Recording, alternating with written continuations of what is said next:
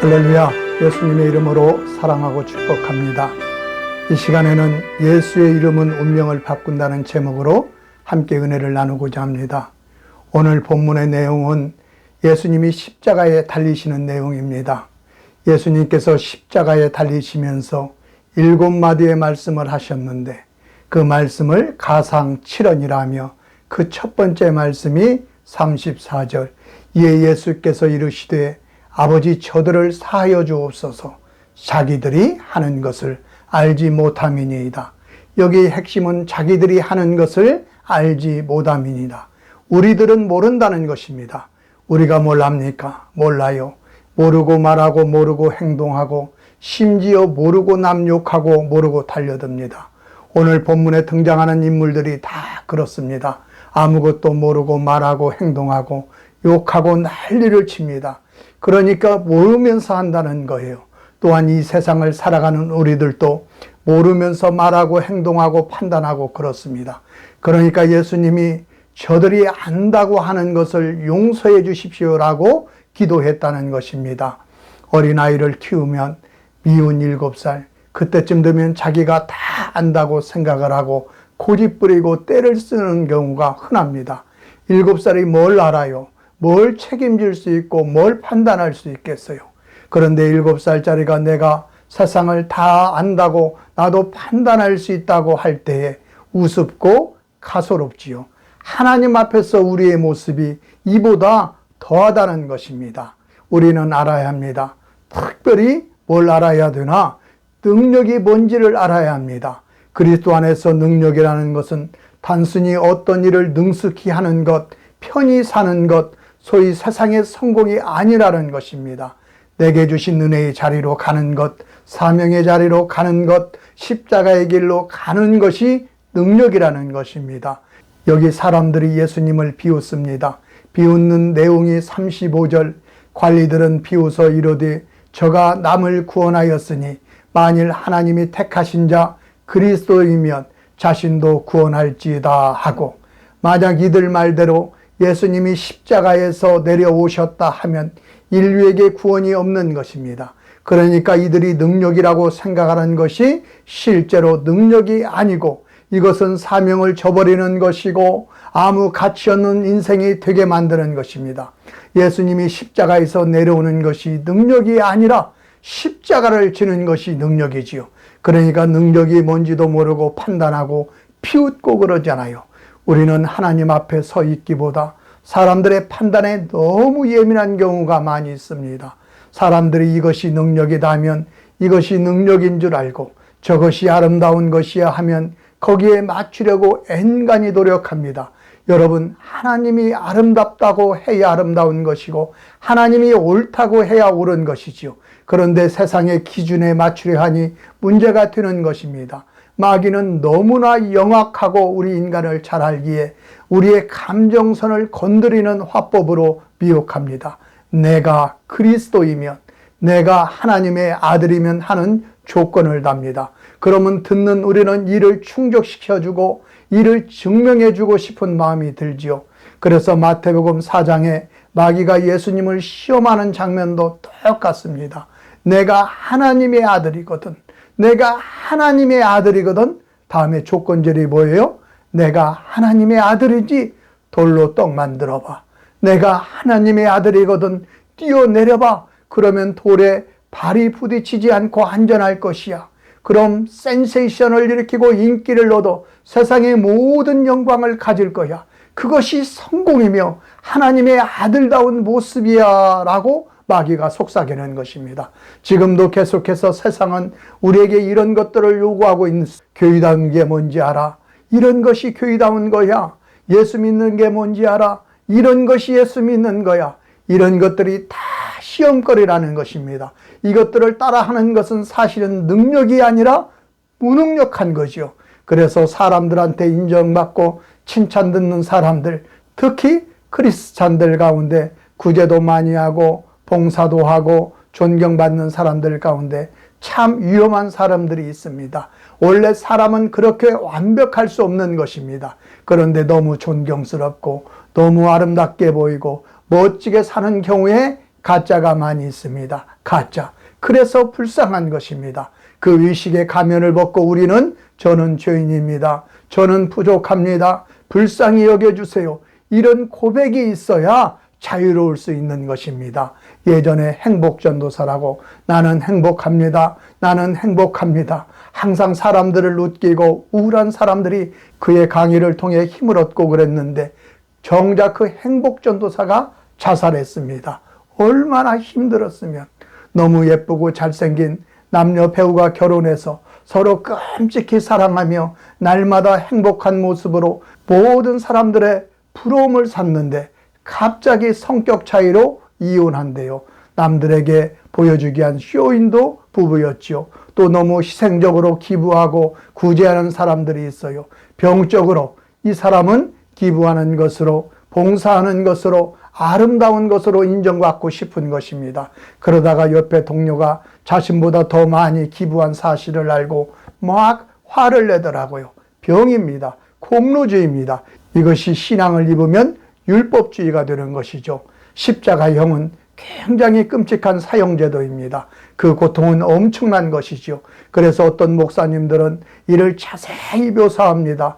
예수님이 십자가에 달리셨을 때 체중으로 축 늘어지면 횡격막에 눌려서 숨을 못 쉰대요. 그럼 숨을 쉬려고 팔에 힘을 쥐어 올라가면 팔이 찢어지고 아프고 놔두면 숨이 막혀 죽을 것 같고 이렇게 의사들의 소견까지 들어가면서 십자가의 고통이 얼마나 큰가를 통해 사람들의 감정선을 건드려 눈물 짓게 하는데, 그런데 성경은 그렇게 접근하지 않습니다. 예수님이 십자가에서 못 박혔다 딱 한마디밖에 없어요. 너무 덤덤해요. 무슨 얘기예요? 예수님께서 사명의 자리에 서셨다. 그걸 강조하는 것입니다. 그때 이런 것들을 얼마나 고통스럽게 이겨냈는지 호소하며 이미지 좋게 만들려 하는 것이 없다는 것입니다. 우리는 어떤 고통을 당하면 간증하면서 작은 고통도 너무 과장하는 경향이 있습니다. 그냥 다 어려움이 있었지만 하나님 바라보고 하나님의 크신 은혜로 내가 이기게 되었다고 주의 일을 크게 강조하는 것이 성경적 접근입니다. 중요한 것은 사명의 자리를 지켰다, 사명의 자리에 있었다는 것입니다.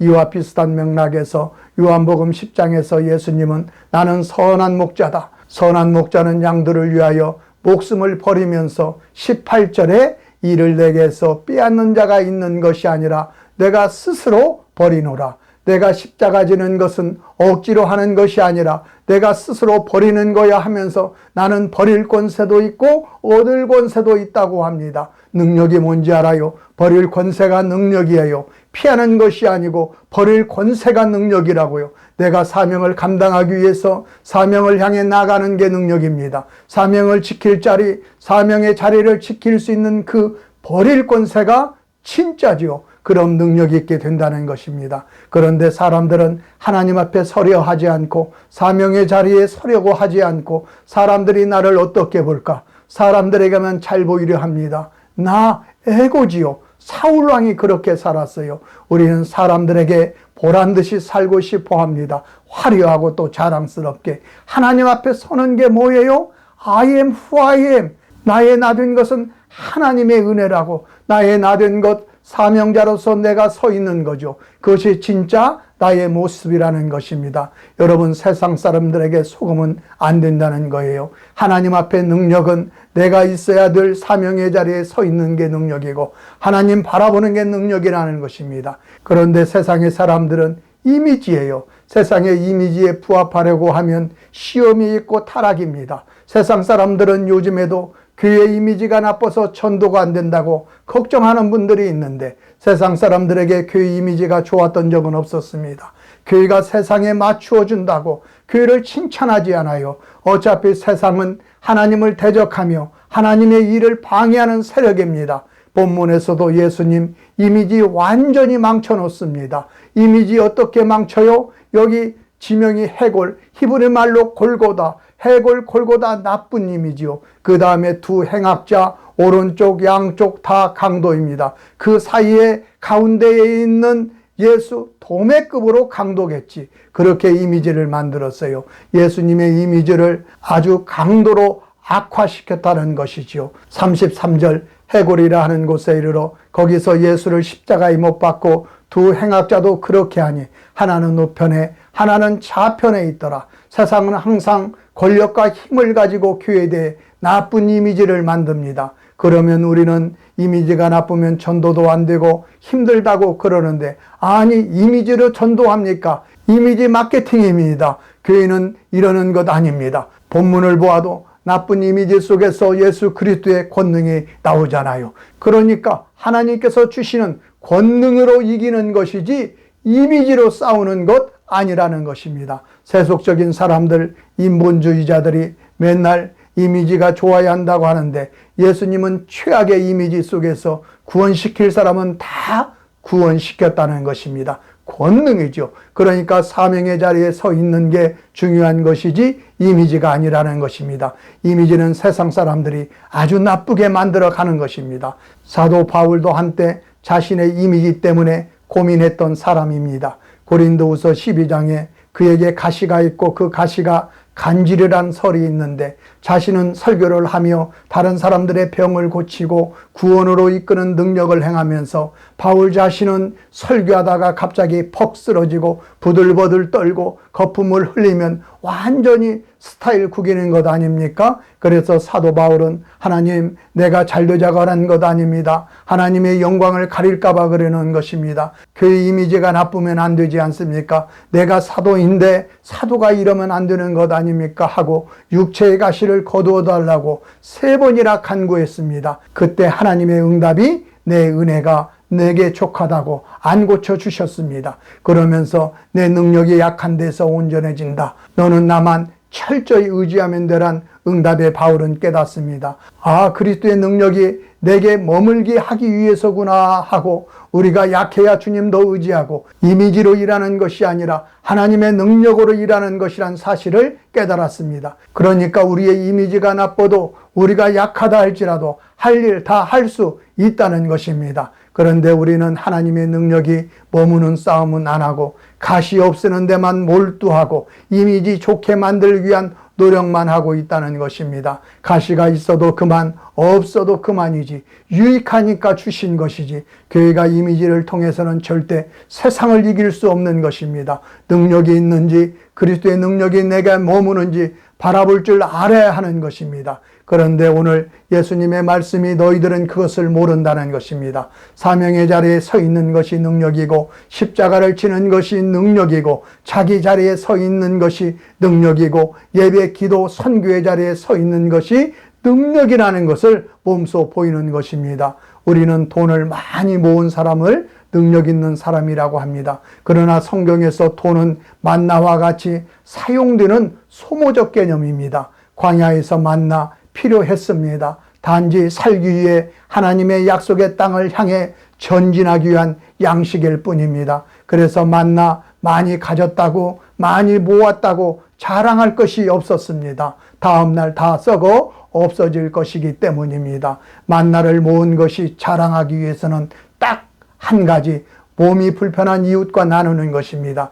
그런데 많이 모았는데 나누지 않아서 다음날 썩으면 냄새만 나고 부끄러운 뿐입니다. 여러분, 어두운 밤이 시든다고 우리의 인생에 그리 많이 남지 않았습니다. 사명의 자리를 지켜 그리스도의 능력으로 승리하는 복된 성도님들이 되시기를 축원드립니다. 두 번째, 사명의 자리에서 하나님을 바라보면 구원의 역사가 있다는 것입니다. 그래서 십자가의 자리, 사명의 자리에 서 있으면 그때부터 구원의 능력이 나타납니다. 제일 먼저 십자가의 두 강도를 보십시오.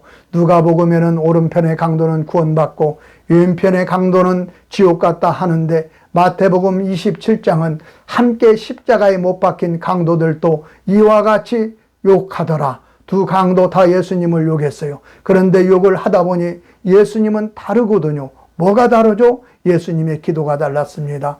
예수님이 하시는 말씀을 들어보니 사람들과 달랐습니다. 그래서 한 사람은 계속 조롱했지만 한 사람은 예수님을 인정한 것입니다. 한 사람은 거부했지만 한 사람은 예수님께 부탁한 것입니다. 그러니까 예수님이 그 자리에 서 있을 때 구원의 능력이 나타나는 것이죠. 이것이 능력입니다. 십자가에서 달려서 지옥문에 가 있는 사람에게 천국문을 열어준 것이 능력이지요. 이것이 바로 구원의 능력입니다. 그는 옆에 비방하는 자를 꾸짖으면서 우리가 십자가를 지는 건 당연한 것이지만 예수님이 십자가를 지는 건 옳지 않아. 42절과 43절은 이르되 예수여 당신의 나라에 임하실 때에 나를 기억하소서 하니 예수께서 이르시되 내가 진실로 내게 이르노니 오늘 내가 나와 함께 낙원에 있으리라 하시니라. 당신의 나라가 임하실 때 나를 기억해 주소.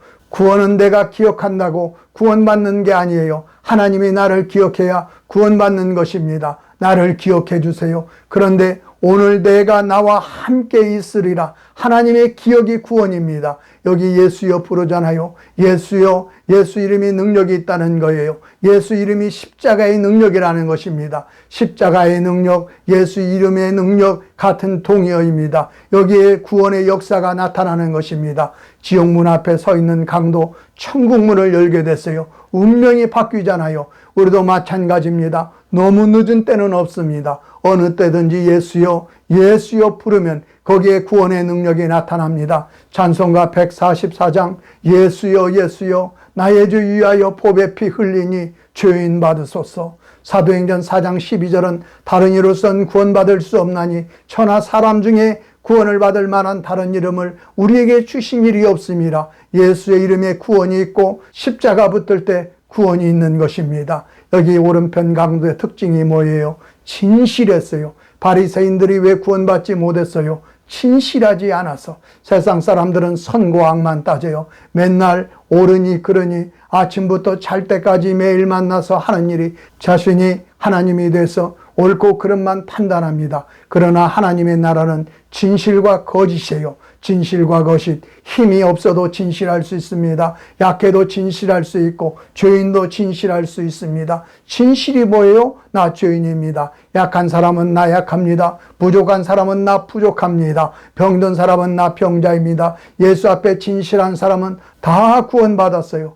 여기도 보십시오. 나는 십자가에 달리는 것이 합당하다는 것이 나는 죄인입니다라는 고백입니다. 진실된 모습으로 예수님의 이름을 부르며 나를 기억해 달라고 거기에 구원의 역사가 있는 것입니다. 우리는 모릅니다. 무엇이 구원인지 무엇이 소망인지 전혀 몰라요. 우리는 이 정도 상황이 되면 외적 상황만을 보고 이제 예수는 끝났다. 기독교는 끝났다. 하지만 인간의 끝이 하나님의 시작이라는 것 잊지 마십시오. 십자가에서 예수님의 구원이 시작되는 것 진짜 시작이죠.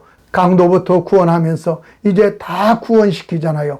우리는 자기들이 하는 일을 알지 못한다고, 십자가가 능력인지 몰라요. 무엇이 구원의 힘인지 모른다고. 그런데 거기서부터 예수 그리스도의 구원의 능력이 나타나더라는 것입니다. 오늘도 믿음으로 사명의 자리를 지키며 은혜의 자리를 지키며 예배의 기도의 자리를 지키며 진실된 모습으로 예수의 이름을 부르는 가운데 구원의 역사가 있는 능력 있는 삶이 되시기를 축원드립니다. 이를 위해 성령으로 충만케 해달라고 주여 삼창하고 기도하겠습니다.